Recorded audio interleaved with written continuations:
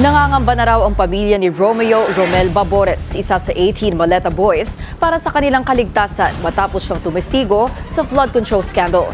Hati rin ang opinyon ng ibang malalapit sa kanya kasunod ng kanyang testimonya. Narito ang exclusive Agenda Weekend report ni RJ Rosalado.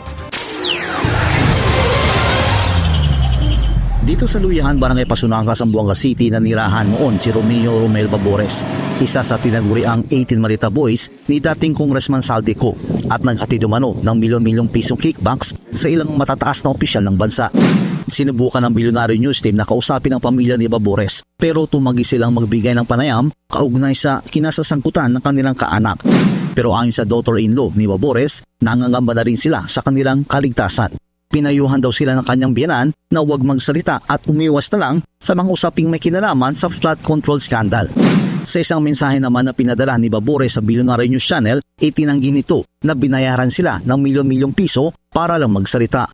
Gawa-gawa lang daw ito para siraan ang kanilang kredibilidad. Nagulat naman ang ilang kapitbahay nang malamang isa si Babores sa tinaguriang Maleta Boys. Tahimik at seryosong tao pero marunong makisama.